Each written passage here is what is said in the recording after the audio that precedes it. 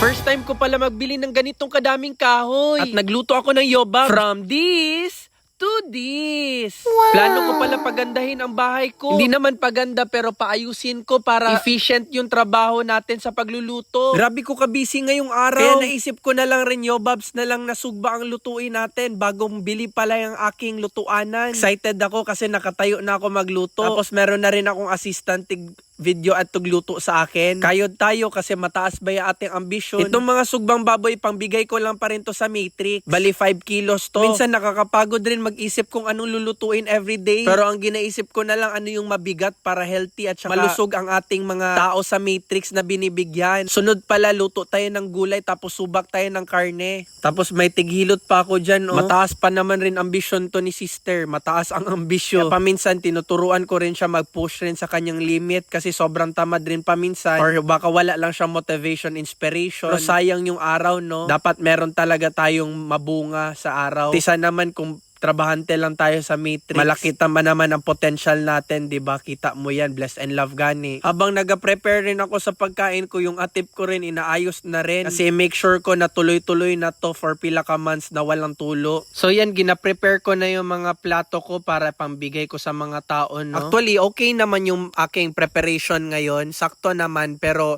gawin ko pa siyang mas efficient. Kaya meron akong method ngayon na dagdagan ko ng water, pampahugas sa akin, and mas efficient yung lugar ko para lahat talaga hapsay. So ngayon nagmotor kami ni sister. Sobrang init nito kasi aga na kami nagaluto ngayon kasi meron nang tig-assist. Madali na lang kami matapos. So yan, nagmotor kami ni sister.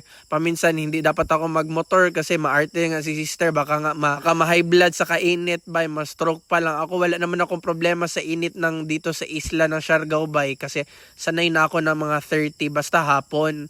Pero saglit lang rin. Kay maarte talaga siya kahit na parang 5 minutes lang sa init, reklamo na siya. Pero ewan ko kung drama lang ba niya yan or hindi na ba niya talaga kaya. Pero ako makatambay man ako. So yan, nagtambay ako ngayon sa gate mismo. Nag-atang ako kung merong magtanggap. Hindi rin ako forceful talaga sa kanila. Sabihin ko lang libre na pagkain. Tapos kung sino maglapit, diretso na yan. Kuha, diretso dyan. No, gusto ko lang na freedom lang nila yan. Baka isipin nila ba na meron akong gilagay magic potion dyan ba. Wala, libre lang yan. Nasa inyo na lang yan kung hingiin nyo sa akin. Basta mga bata, bigyan natin kay para may extra sila ba.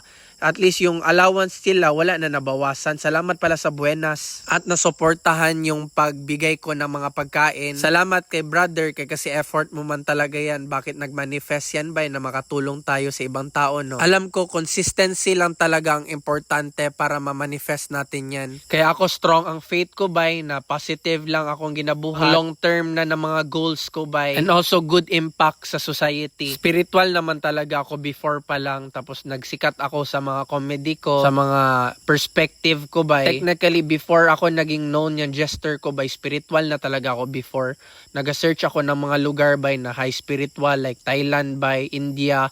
Pumupunta ako ng mga malayong lugar ba para mag-travel and explore sa sarili ko na solo travel. And madami ako na-learn doon ba sa mga travels ko ba, na-experience ko and na-realize ko ba na madami pang good memories, madami pang good vibration ba, madami tayong, 'di ba, every country, every city meron yung mga rules, mga boundaries, mga freedom, mga energy by. So ngayon, nandito ako ngayon sa emission. Kaya nagpa-emission ako ng motor, but then sabi ng motor na hindi ko pala kailangan magpa-emission. Kailangan ko lang siya ilagay sa system daw yung motor ko. So akala ko, nag-aiwas ako ng LTO ba, akala ko ba ma-impound ang motor ko. Yun pala, renewed na pala. Next month pa ako kailangan mag-renew.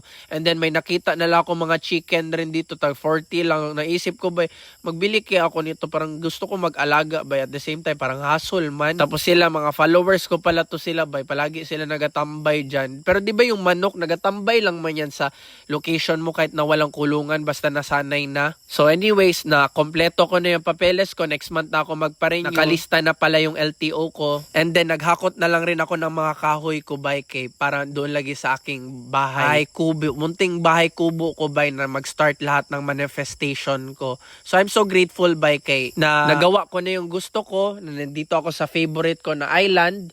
Nagatulong ako, nagaluto ako ng pagkain. Meron ako sister na mabait, paminsan tamad lang. Enjoy ako, may aso ako, may sarili akong bahay ko. Blessed and loved by. So yun lang yung video ko for today. Salamat kayo and padayon kaon para di mabuang. Let's go.